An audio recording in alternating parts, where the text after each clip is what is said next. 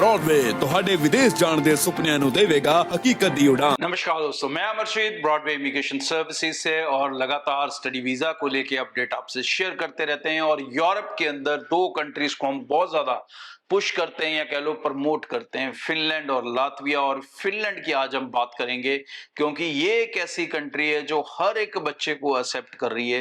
ये ऐसी कंट्री है जो आपको फास्ट पीआर दे रही है।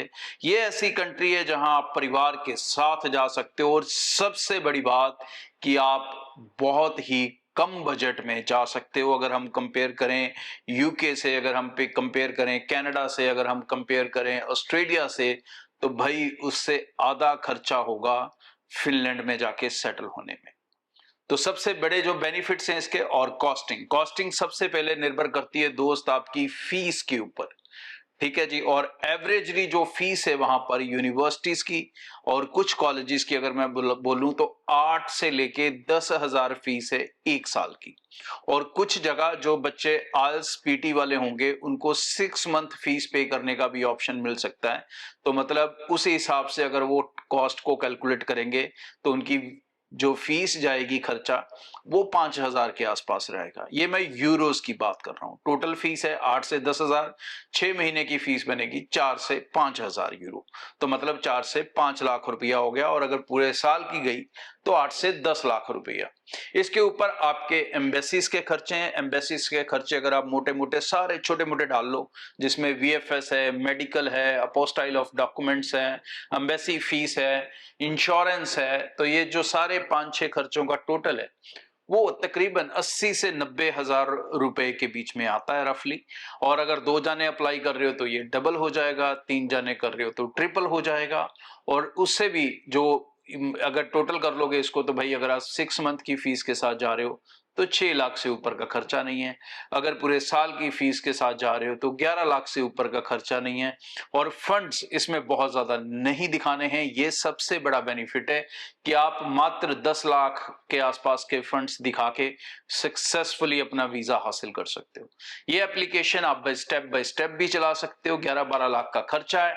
और अगर आप चाहो तो आप इसका एक पैकेज बना सकते हो। पैकेज के अंदर सारा रिस्क हमारा होगा क्योंकि आप पैसे देंगे वीजा लगने के बाद। सो इससे शानदार और गोल्डन अपॉर्चुनिटी आपको नहीं मिलेगी क्योंकि फिनलैंड का वीजा सिर्फ फिनलैंड का नहीं है, वो एक शेनेगन वीजा है जिसके अंदर आपको 29 कंट्रीज के अंदर ट्रेवल करने का मौका मिलता है। आपको कोई और वीजा उनके अंदर घूमने फिरने के लिए नहीं चाहिए। आपके पास ये भी मौका और अपॉर्चुनिटी होती है कि आप कल किसी और कंट्री में जॉब ढूंढ के अपने वीजा वहां स्विच कर सकते हैं। अपनी स्टडी को ट्रांसफर करना चाहें वो कर सकते हैं।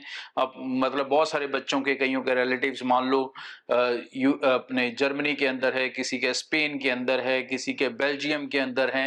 तो ये जो कंट्रीज हैं बहुत ज्यादा सक्सेस रेट स्टूडेंट वीजा पे नहीं देती, तो आप रिस्क पे रहते हो और आपको जाना भी उन्हीं के पास होता है। तो भाई ऐसे केसेस में आप फिनलैंड का वीजा लो, फिनलैंड में पीआर लेनी है वहां लो, वहां से मूव होकर दूसरी कंट्रीज में ट्रांसफर होना है तो ये भी मौका आपके पास रहेगा। तो इस समय को, इस अपॉर्चुनिटी को ग्रैब करें, ना कि फिर वेटिंग लिस्ट में लग के फिर कैलकुलेशन मार मार के कनाडा ऑस्ट्रेलिया जैसे आपके हाथ से निकल चुका है, अब इसको भी आप अपने हाथ से निकाल लें। क्योंकि ये एक ऐसी कंट्री है जहां आप विदाउट आइल्स फैमिली के साथ जा सकते हैं। ये एक ऐसी कंट्री है जहां +2 वाला भी अपनी फैमिली के साथ जा सकता है। ये ऐसी कंट्री है जहां पर 7, 8, 10 साल का गैप भी +2 वाले का और ग्रेजुएशन वाले का दोनों का एक्सेप्ट हो सकता है। सो टीम से मिलें, बेफिक्र होकर अप्लाई करें। ब्रॉडवे ਤੁਹਾਡੇ ਵਿਦੇਸ਼ ਜਾਣ ਦੇ ਸੁਪਨਿਆਂ ਨੂੰ ਦੇਵੇਗਾ ਹਕੀਕਤ ਦੀ ਉਡਾਨ।